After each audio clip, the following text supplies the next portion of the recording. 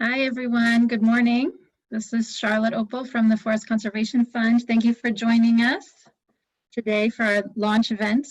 Originally supposed to be held in London, but now held virtually, which is quite cool because more people can join. So thank you for joining. We're going to get started, I think. I just want to explain how the session is going to be run. We're on Zoom, which has some cool Q&A and chat functions. We have quite a few speakers today to announce the launch of the fund, but we're looking forward to answering your questions as well. We have some time for questions. If you do have questions during the presentation, feel free to write them in the Q&A using the Q&A function, and we'll bundle them together and handle them as they come. There is a way to like a question to upgrade it. So if you like someone else's question, or if you were going to ask the same question, go ahead and give it a like, and then we'll know that a lot of people would like to talk about that, and we'll push those to the panel. So we'll just wait a little bit more. I see a lot of people are still joining.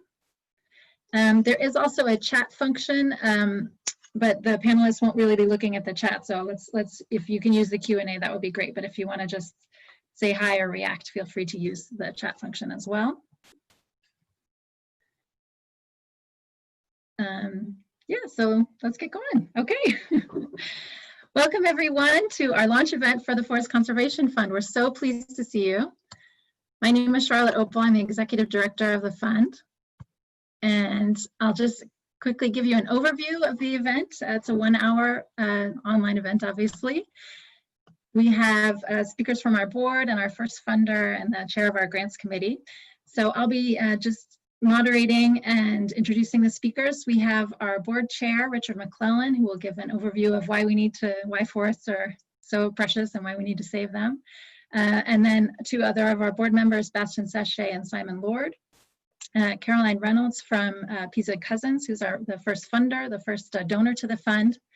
My colleague Gita Paramesti, who will talk about the first project that's been approved for funding. And then finally, Inza Kone, who's the chair of our grants committee. He will give an overview of the conservation movement in general, and especially how important communities are in conservation. So we have a great lineup. I'll start with Richard. Richard, where are you calling us from? Where are you calling in from? So I'm calling in from Geraldton on the west coast of Australia, so middle of Western Australia. Middle of Western Australia. Yeah. And when? We're a torrential downpour, so hopefully it'll hold off. Oh gosh, okay. And when is the last time you were in a forest, Richard?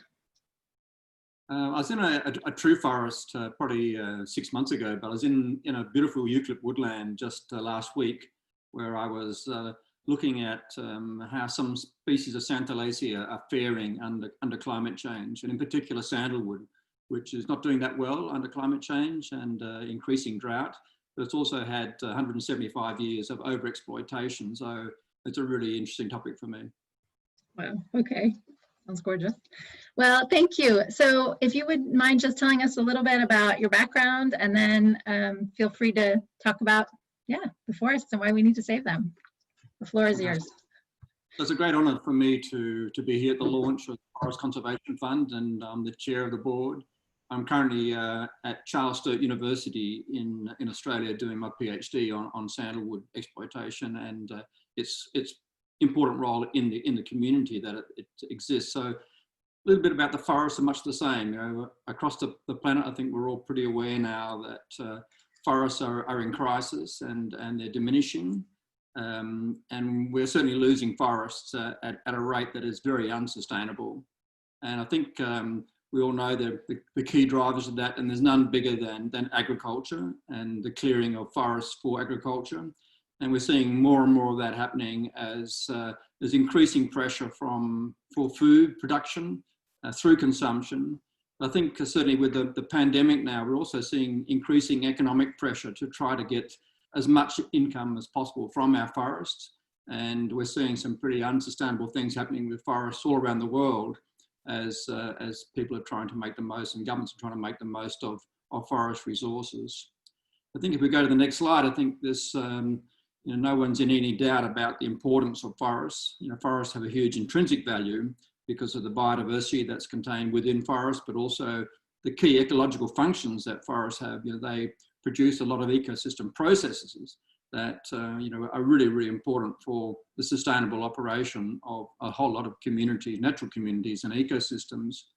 But we're also quite aware that there are a lot of ecosystem services that forests provide for people, and none more obvious than provision of things like food and fuel and water for communities, but also carbon preservation, and a lot of benefits around the health factor in particular, which we're seeing now with the pandemic and zoonotic diseases, and the fact that we not only a healthy forest will prevent a lot of that happening, but also a healthy forest will provide a lot of the medicines and pharmaceuticals that are part of the solution to that problem.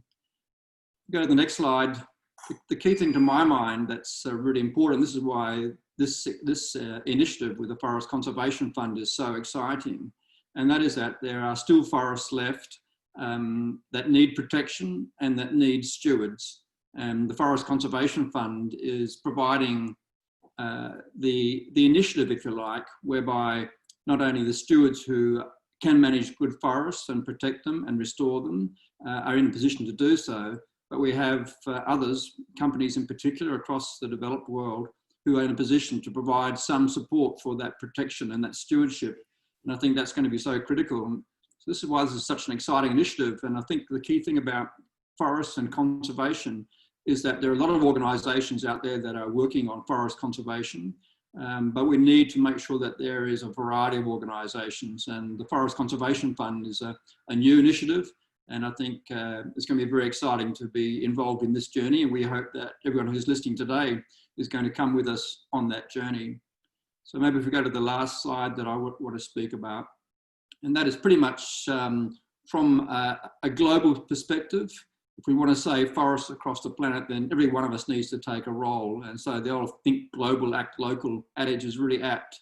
And I think if people are prepared to put their effort, including their funding, into an initiative like Forest Conservation Fund, then those funds can be transferred to communities and companies and individuals who are in position to protect the forests for all of humanity, in fact. So we need more forest under protection. We need more stewardship and support for stewardship.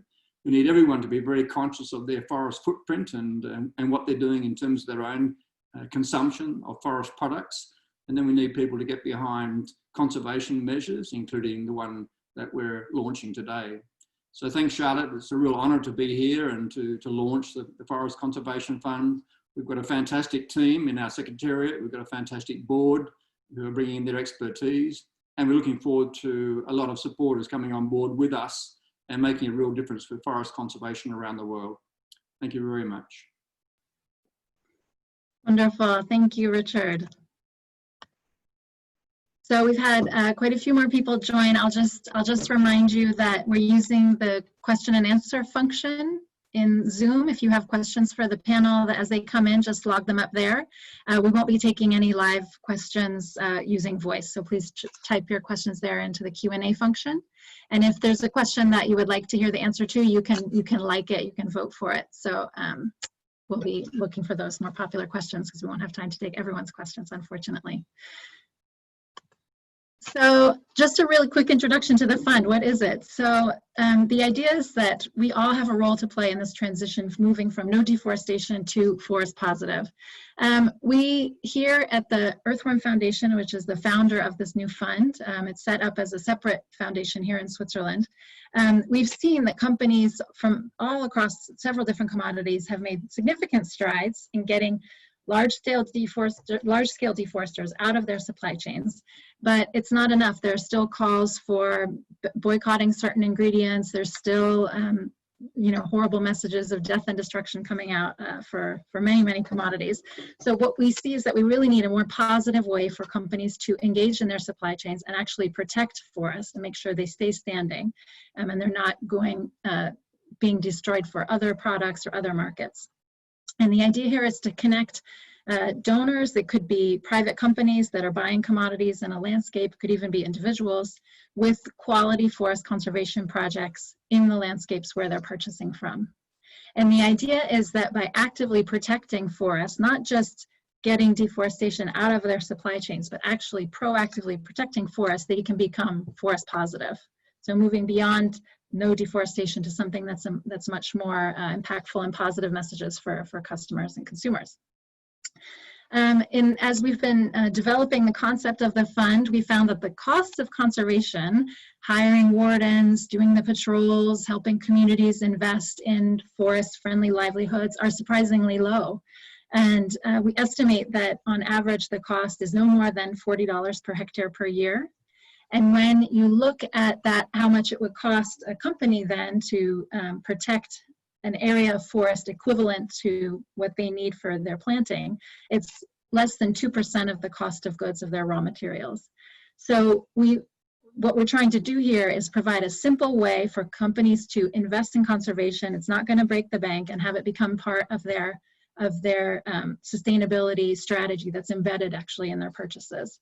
And the fund really provides a simple, transparent way to get money to the communities and forests where it's needed. And we encourage you to go on our website to look through the different projects that we're identifying. We've tried to find many different commodity landscapes and different supply chains all over the world. And you can search by product and find a way to get forest positive in your supply chain. So basically, the companies and donors will donate to the fund, and then we really just pass through to the projects. We're not implementing any of the projects ourselves. We have a grants committee that vets and monitors the projects, and Inza Kone, the chair of our grants committee, will be speaking on this panel.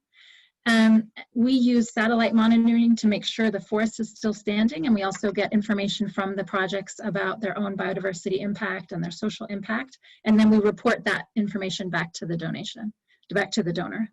So the idea is really, instead of trying to get out of this message of negativity, I'll delist you and get out of my supply chain, but saying, no, I want to invest in you, the supplier, the community that's protecting forests, and I want to give you the financial resources you need to do that well, and then together we're engaging in a more positive, forest positive strategy. So that's the fund in a nutshell. I'll pass it now to Bastien Sachet. Bastien, where are you joining us from? So I'm joining from Switzerland, Charlotte. Thanks, and thanks. Great pleasure to be here and for the launch of this Forest Conservation Fund. I'm the CEO of Earthworm. Last weekend I was in the forest with the family, and also again, looking at what it brings us, and seeing that the whole world today is thinking about how do we regenerate, how do we do something for the climate, for the planet, and there is a massive movement of tree planting all around the world. So this is the right time to be talking about forests. Just to share with you where the idea came from. Basically, we've seen all around the world in our work that if we don't give forests a value, if they are not worth something economically, they disappear. That's valid everywhere in the world. And everyone says, yeah, but it's not possible to match how an agricultural commodity opportunity, it will always be more profitable to be planting palm or to be planting soy on that hectare of forest. And yes, and I always think that in the past, when people looked at connecting one computer to another and do instant messaging, that looked completely impossible. But they started with a small bandwidth, and they started to connect one computer to the other, and that's how the internet was born. And nowadays we're talking about 5G, we're talking about watching live as we're doing today things, and so it became possible afterwards. So what we thought is we need to give value to the forest, and even if it's a small value, we're talking $40 a hectare, but we start with something. We start to create a new way to value our forests, even if it's to support the cost of conserving and protecting them. In the supply chain we work with, because we work on palm, rubber, soy, we've seen lots of forests being protected or put under protection over the last 10 years. These no deforestation commitments have an influence on how producers manage land. You've got numerous companies everywhere in the world who have started to set aside pieces of forest. Forest management companies as well, when they are certified, they set aside some high conservation value and they don't touch these pieces of forest. All this has a cost. And if not done well, these forests, these pieces of intact forest get encroached. Give you an example. In Peru, we've managed to work with one of the suppliers of a big brand, and they set aside 15,000 hectares of forest that were otherwise going to be cleared. In Indonesia, there is about 40,000 hectares in another supplier that are being set aside. They are being encroached by communities who come in because they need to survive. All these forests provide all the services you can imagine from a natural forest. So what do we do about them? The idea was to say, let's support the communities to actually work to protect those forests, to conserve them, but in an active way, not in a don't do this, don't do that kind of way, really empowering them to set up an entrepreneurial project that allows them to be the stewards or create alternative livelihoods that will spare the forest in the long term. And what we see is that there's a huge appetite from the communities, from the local NGOs, from many, many stakeholders, including the companies that manage land, to say, please help us keep those forests standing. So as everyone is starting to invest hundreds of millions of dollars of trees to recreate forest, which is great because we need to do that as well, we thought, how do we help nature continue to do what it does well, which is to continue planting every day, thousands, millions of seeds on every hectare. It costs up to $2,000 per hectare to create a new forest, $2,000 a hectare. So if you take $40 a hectare, you've got 50 years of conserving a hectare of forest. And that means we can do it. It's not complicated, and it is quite efficient. So in summary, the reason why we decided to do this as Earthworm and create it and see it grow as an independent foundation is because we want this to go to scale. We want to see many, many, many companies, individuals, whoever wants to help forests stand, in the long term, to contribute to this fund. $40 a hectare, we can go to millions of hectares being actively protected by local people if we do this. So we did that to get to scale in a simple and effective manner. I'm long life to the Forest Conservation Fund. I'm very happy to see this being set up, and I'll pass on to the next speaker to give more details about it. Fantastic, thank you, Bastian. So next we'd like to hear from Simon Lord, who's a member of our board as well. Simon, where are you calling from today, and when's the last time you were in a forest? I'm actually calling from the borders of England and Wales on the River Wye. In the UK, we've been in lockdown now for over 100 days. And I'm actually living in the middle of one of Britain's largest fragmented forests, the Forest of Dean. So actually, the last time I was out in the forest was walking to my office in the garden through the woodland that is connected as part of that big forest. That sounds wonderful. So yeah, why don't you just tell us a little bit about yourself and why you're excited about the Forest Conservation Fund? Well, I work as the Chief Sustainability Officer for Sime Darby Plantations, but it's a part-time role, and I fill in my projects so for consulting. This to me is one of the most exciting things that has happened for such a long time. And I'm really pleased to be involved, not just as a board of trustees, but as background support for everything.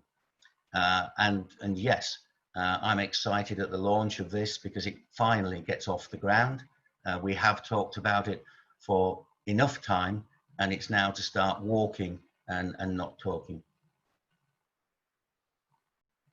So, do you want to give me, I'll give my view as to why we should be doing this? From oh, with pleasure. I also remember an old saying that said, a forest that pays is a forest that stays. And I think we have to move beyond the value of a forest from what we can extract and destroy from it, what we can convert it to, and indeed the mineral wealth that contains underneath. And we have to move to what we call a more forest positive view. Now, I've worked in the palm oil industry sector all my life, and it's no doubt that that sector has played a part in deforestation.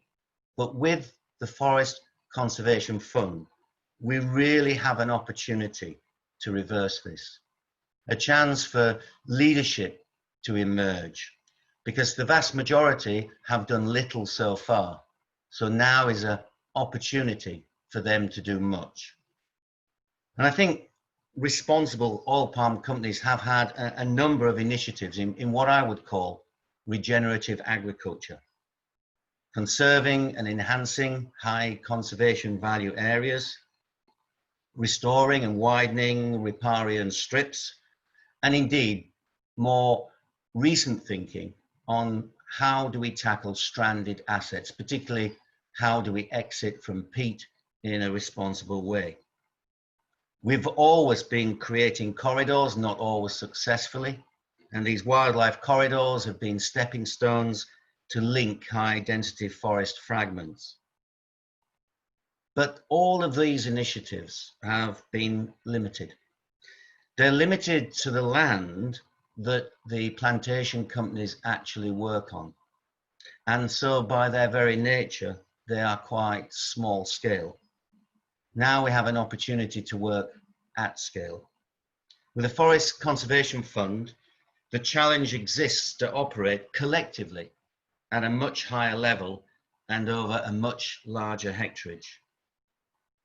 For companies involved in commodities that are grown in the tropics, I think there's the opportunity to look first at their own supply chain and create a chance for third-party suppliers to go beyond simply no deforestation or no peat pledges, and to actually begin looking at regenerative agriculture.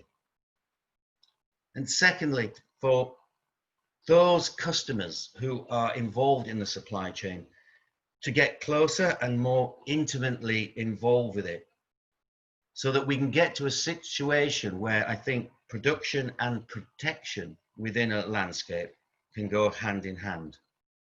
And lastly, I think with the launch of the Forest Conservation Fund, we have a call for all players for collective action and, more importantly, a way forward to conserve and regenerate our forests and move, as Bastian said, to a forest positive position. Fantastic. Thank you, Simon, for your enthusiasm. I'm glad you agree we need this now more than ever. And I like what you said about partnerships and working together. And we did have a question come in about launching into a space where there's already many actors. And as I tried to explain, we really are just trying to connect companies and donors that want to find good projects with all of the NGOs and other groups that are working in the field, and try to connect them with good projects. So it's all, our model is entirely based on partnerships. So we're looking forward to working with all of you. I wanted to pass now to Caroline Reynolds from PZ Cousins, who's actually the first company donating to the fund. Caroline, where are you joining from today? So I'm in Manchester. So at PZ, we're a global company. We have offices all around the world, including Jakarta, Nairobi, Lagos, and I think Manchester's the least glamorous of all our office locations. And is there any forest near you? Yeah, sadly not. I was thinking about the forest question, and obviously we've been on lockdown for the last 3 months, so we've managed to get out to some woodland, but that's as far as it's got. But I've got kids and I love getting them out into the countryside with the dog, so as much kind of woodland as we can find, we find it. Yeah. Well, thank you for joining us today, and thank you for supporting the fund. Why don't you start, just tell us a little bit about yourself and PZ Cousins, and then why you're okay. Excited to support us. So I guess I'm coming at this from a slightly different perspective. So from a corporate body who wants to get involved in order to help FCF and help Earthworm. So I'm just going to talk to you a little bit about PZ Cousins, about who we are, and about our journey with Earthworm and FCF. So we, I mean, full disclosure here, you can probably imagine we do use palm oil as an ingredient. So we make bath, shower, bar soap products. and all of those contain some elements of palm oil, which is why we work so closely with Earthworm and FCF to ensure that all the palm oil we do use is responsibly sourced and doesn't contribute to deforestation. So we do buy PKO and CPO and SLES, which is essentially, if you buy showering or bathing products, that's what makes the products foam. And from I guess a sustainability perspective, it's one of the best things you can use because it uses less land than some of the alternatives. But obviously it's incredibly important that what we do use is sustainably sourced. So as you can imagine, it's very hard to track, but we do our best. We have a fantastic supply chain team in Singapore who work tirelessly to trace all of our ingredients back to the mills where they're made. And we've actually recently announced that 100% of our CKO and PKO and 97% of all our derivatives related to our products have engaged in NDPE commitments. So, I mean, that's a fantastic positive step for us, but obviously it doesn't stop here. So kind of going back a few steps, we launched our Palm Promise back in 2014, and we actually started work with Earthworm then to identify the key objectives and areas where we could do better. And then we had a bit of a, I guess, a roadblock in 2018, Greenpeace launched a campaign targeting Carex, which is actually the brand I work on. I don't know whether any of you saw the campaign at the time, but they took over one of our brand videos and turned it into, I guess, a statement against palm oil. And we were incredibly shocked because we'd been engaging with Greenpeace since 2014, and actually on the day that they launched this campaign, we had a face-to-face meeting with them in the morning. So it was all quite shocking, really, and the experience was incredibly painful and felt quite unfair at the time. I guess we always felt, we're not a huge company, and we always felt that other companies were using more palm oil than us, and also were worse than us in terms of sustainability record. And I think we were just a little bit complacent. So we kind of resolved it early on to treat it as a gift, because it gave us the ear of the board and some budget support to make things better. And what we actually did was work with Greenpeace to use them as a sounding board to refine our plans. And they gave us a different perspective and an ongoing challenge to try harder, reach further, do better, etc. And actually, without the Greenpeace campaign and Earthworm support, we wouldn't be where we are now. And actually, as a result, we developed stronger objectives, actions. And in October of that same year, we launched our 2020 Palm Oil Action Plan, which is based on 5 strategic goals, each with its own objectives underneath it. So it's really kind of rock solid plan. So really that campaign by Greenpeace focused the company on doing things properly and creating objectives and sticking to them. And I guess just from an advice perspective, if other people from companies like mine are watching, one of the things we've done that worked well is setting up a steering team that we meet every month, and we, I guess, refer back to the objectives and track progress. And that's something that's done really kind of helped us stay on track. We're actually about to publish our June report this week and are incredibly pleased with the progress we've made, but we know that it doesn't stop here. So looking forward, we're about to create a 2023 action plan. And one of the things we're doing there is working closely with FCF to look beyond palm and increase scope to cover more ingredients such as coconut, pulp, paper, etc. We also want to talk, obviously deforestation is absolutely key, but we want to help transform landscapes back to their former glory. And I actually work in marketing, so one of the things that we're really keen to do is make the brands the focus of the 2023 action plan, and use the brands to, I guess, focus the company's attention more closely on reforestation and this partnership with FCF. So one of our brands is Original Source, which is a showering brand, and we want to make sure that that brand particularly is 100% deforestation free. And we're going to use the Starlink satellite monitoring for independent verification to make sure that everything is kind of rock solid and we can track it back.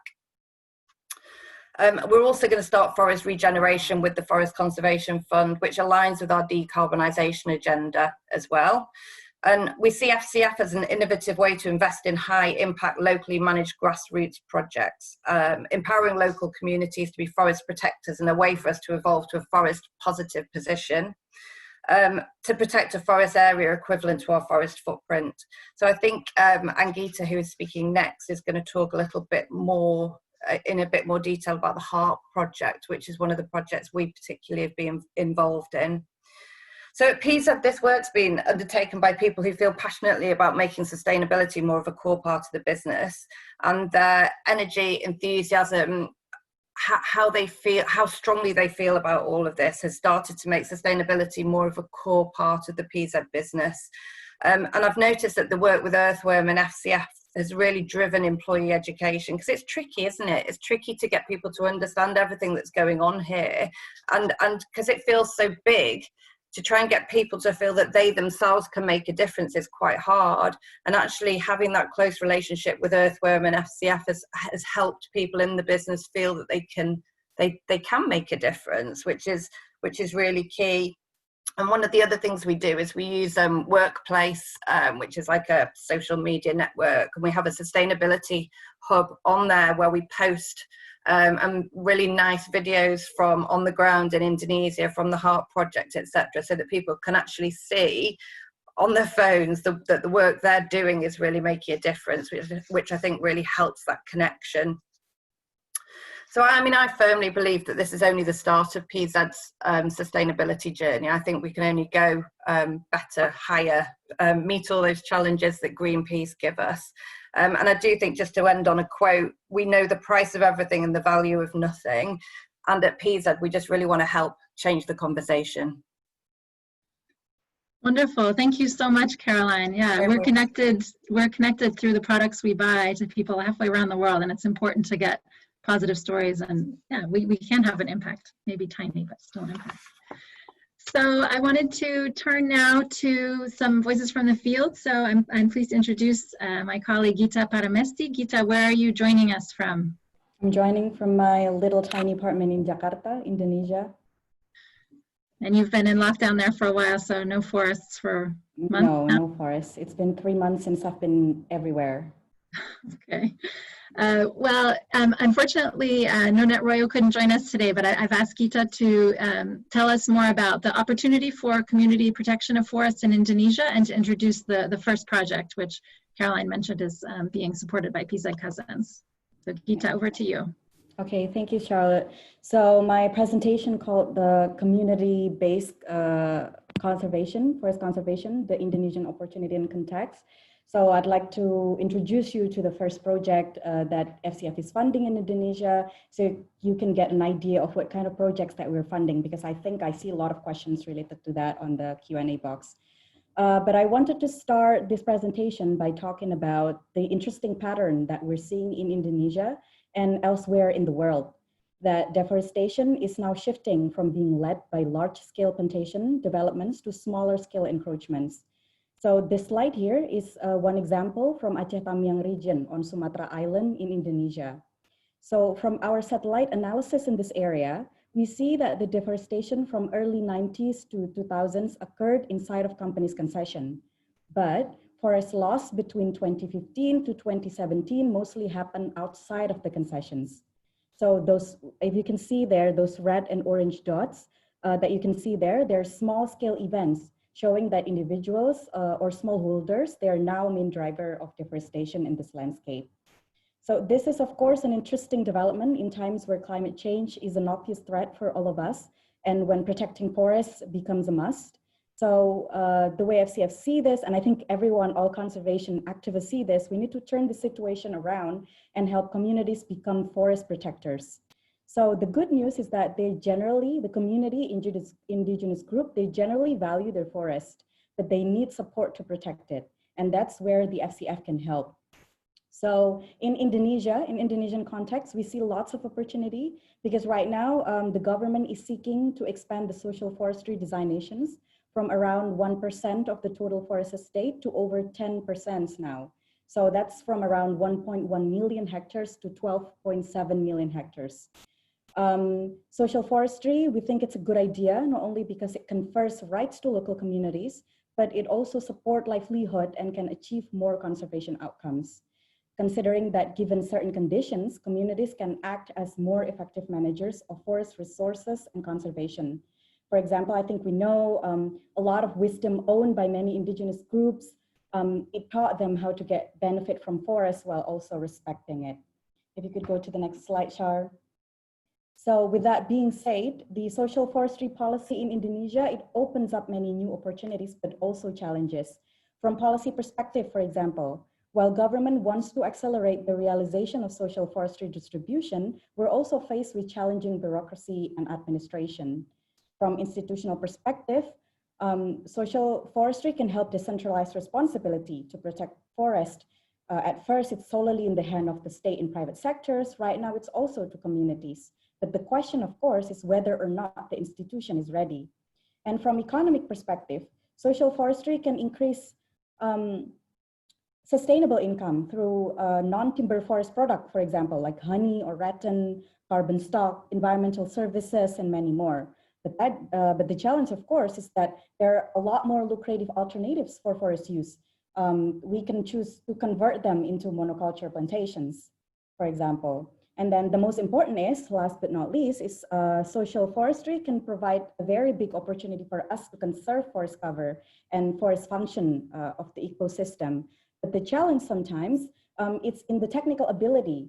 How do communities do this properly? Or how do we protect forests from fire or illegal logging effectively, for example? So this is where we think partnership with FCF can be helpful. First of all, our type of partnership is by identifying locally run conservation projects who are ready to receive long-term funding. So for example, projects that have been facilitated by NGOs or private sectors for a while, and now they're ready to run their program independently. This is going to be the example of the first project that FCF is funding that I will share to you in a second.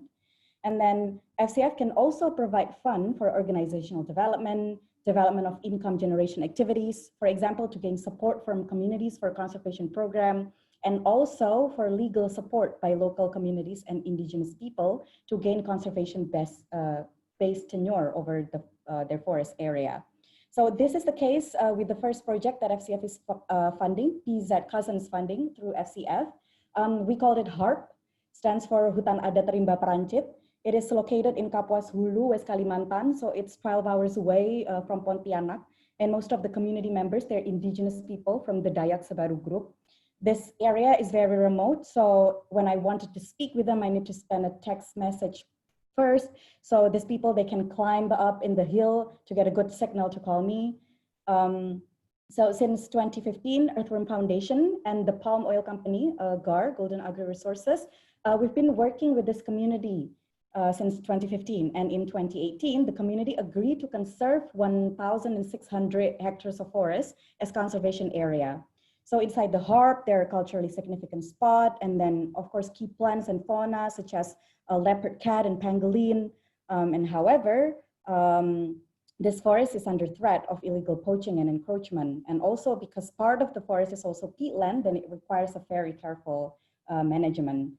And in 2018, a community organization also been established to manage Harp. They're called Lembaga Pengelola Rimba Perancit, or LPRP.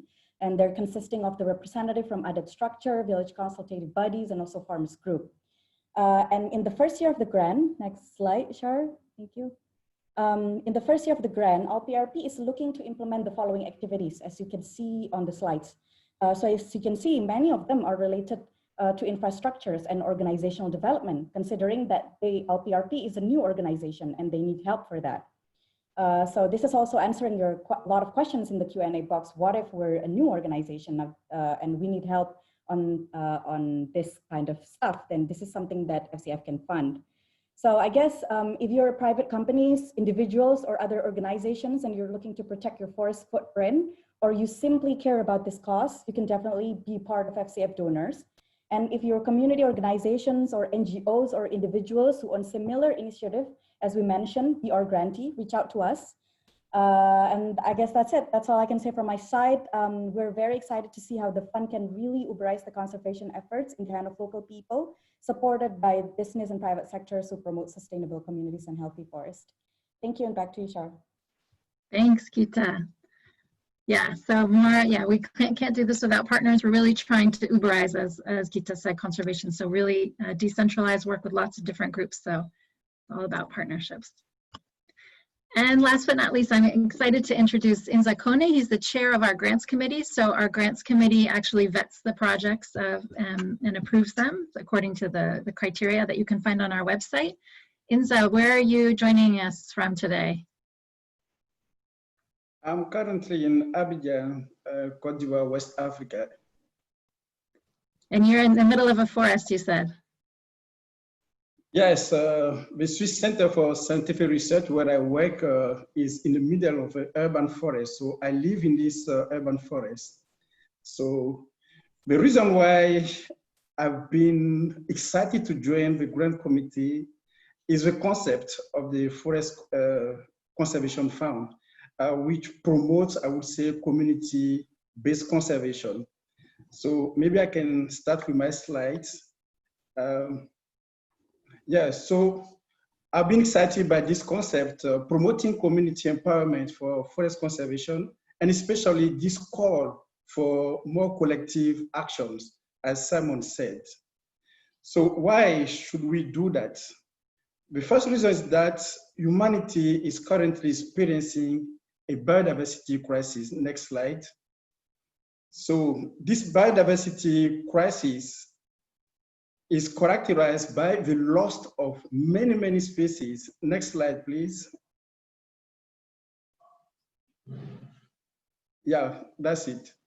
So we are experiencing a global biodiversity crisis. We are losing 60% of animal population that are declining. Come back to the previous slide. Okay, sorry. There's a delay. Yeah, okay. So we can expect that up to 1 million species will disappear in the next 30 years. And this, still on the previous slide, please. I can continue if you want, but I'm talking about the first slide, the previous one. I think there's a delay. You want the one with the panda and the graph? On the biodiversity crisis. Yeah. Okay, that's what we're seeing. I think there's a delay with Ivory Coast. Yeah. Okay. Yeah. So we are losing species within plants and within all groups of animals, and extinction rates are abnormally high in all groups of wildlife and plant species. The main causes for this are deforestation and poaching. We are losing 28 million hectares of forest every year, and millions of tons of bushmeat is being sold every year, as well as millions of individuals, wildlife individuals that are being sold in international traffics. So we can easily conclude that the current conservation measures are far from being enough. For this reason, we need to change paradigms. Next slide. So the change of paradigms, next slide, can be at every level. So many, many levels. I talk about 2 levels here. First, we need to shift from community exclusion to community inclusion in conservation measures. We cannot protect forests against communities. We have to protect forests with communities and for communities. This is extremely important. The second shift that we need to observe is this call for collective actions that Simon mentioned. We need to change the funding mechanism, not, I would say, stay in our classical funding mechanism, but also give opportunities to the private sector and even to individuals to contribute to funding conservation actions. And this is the good direction to go. Next slide. Because we have many examples of conservation successes led by communities. Next slide. Yeah. So examples abound in the literature. I mentioned here one book that has been published by IUCN a couple of years ago to highlight 22 stories of conservation successes in Africa. This can be downloaded on internet, and you will see that most of these conservation successes were led by communities. And also you may find, I would say, numbers of successful examples on the Panorama website. So Panorama tried to foster, I would say, solutions for a healthy planet. And depending on the challenge that you face in your conservation efforts, you may be inspired by one or several projects that are listed on this website. When you consider all these projects, it's easy to understand why they work. Let's go to the next slide. So the lesson from, next slide, from all these conservation successes are first that most of them are inspired by research. So in an iterative way, you will see that research is feeding action and vice versa. And all these projects also benefit from enabling factors. The first enabling factor is that they focus on indigenous knowledges. They try to rehabilitate indigenous knowledges in conservation actions, despite the modern context in which we are. And all these projects are also constructed on patience and flexibility.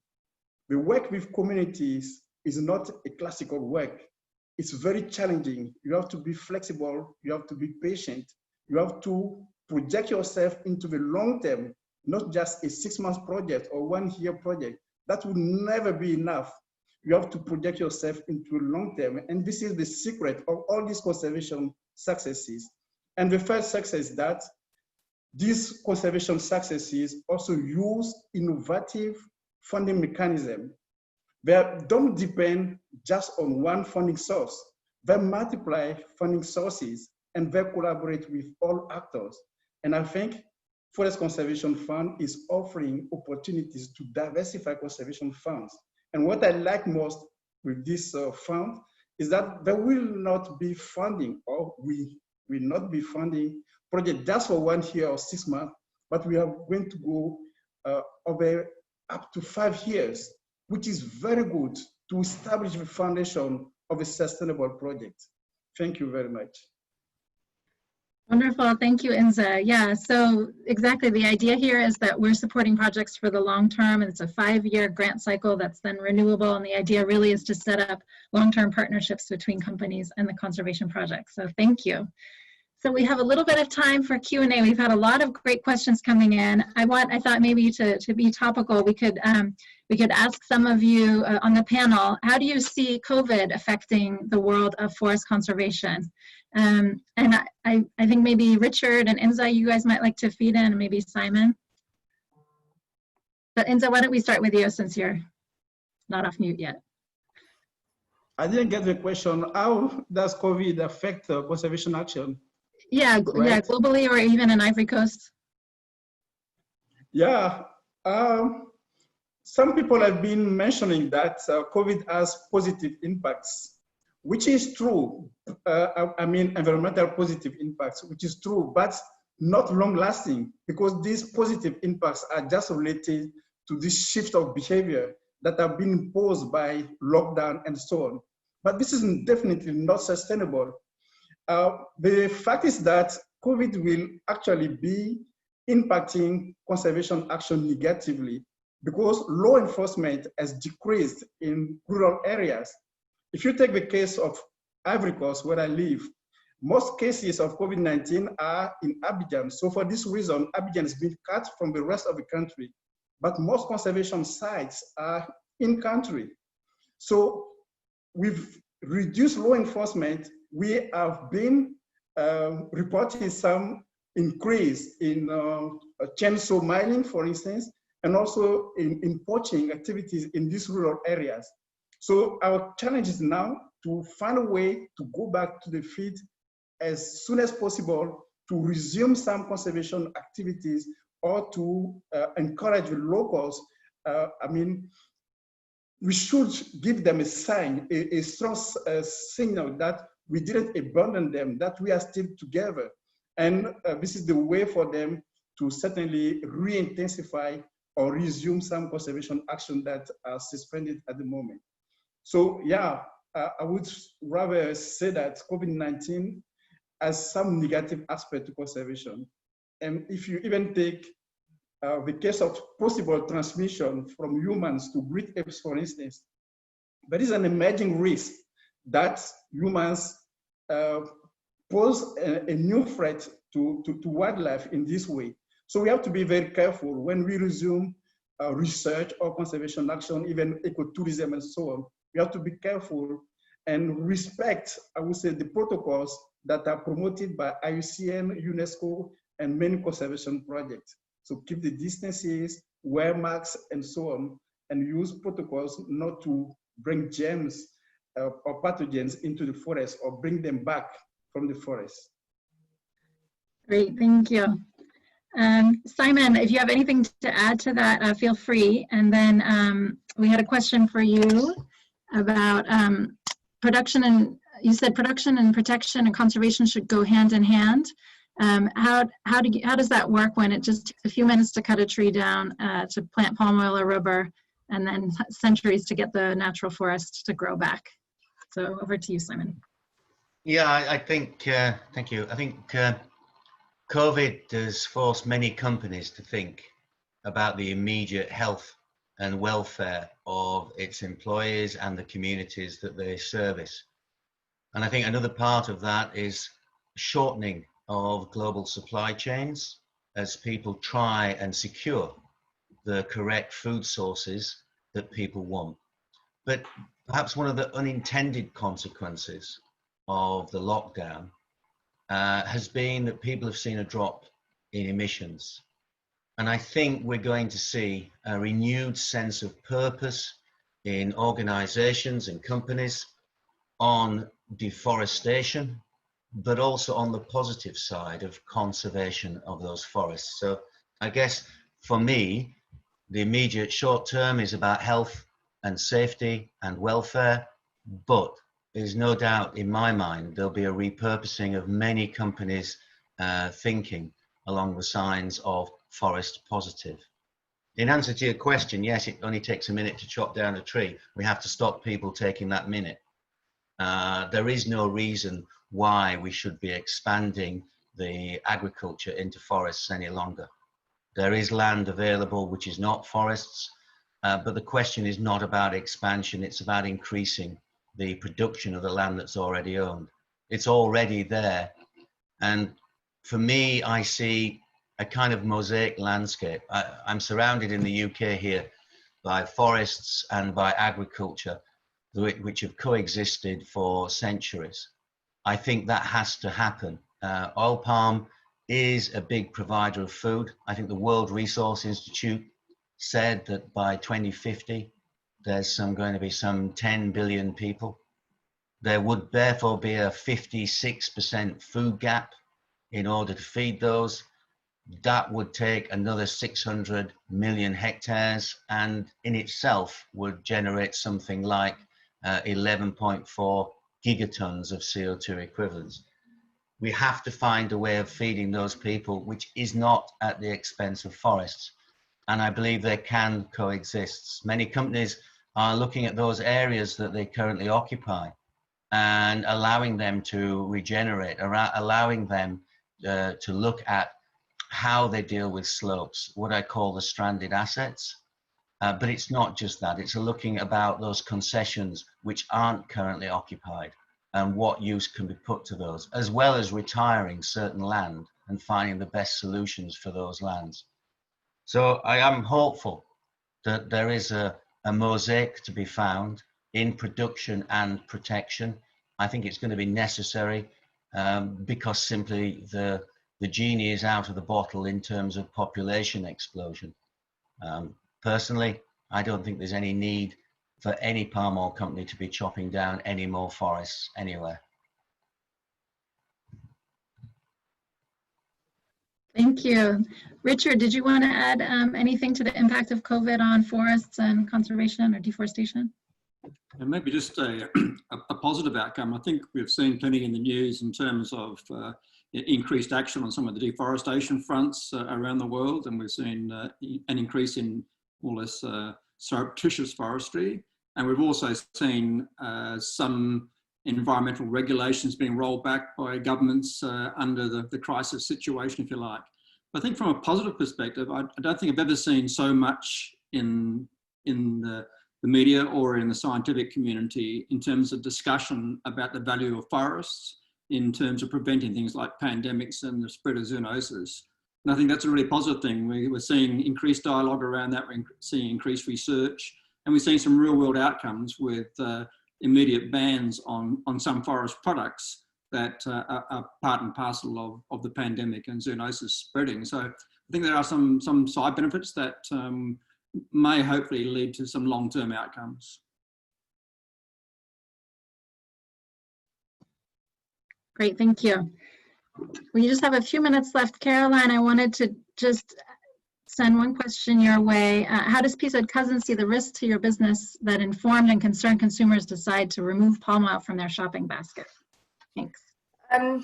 Yeah, I mean, it's a good question. Of course it's a risk. But I guess the concern for me and the worry is that if people aren't properly informed, they might switch their purchase to buying products which actually are worse for the environment. For example, coconut, whilst on the face of things it sounds really natural and it's something that you would want to buy in a product, the yield per hectare is much lower for coconut. So I think it was Simon who said before, if we can increase the production on the land that is already focused on production, actually buying palm oil that is responsibly sourced and responsibly planted and produced is the best way to go about it.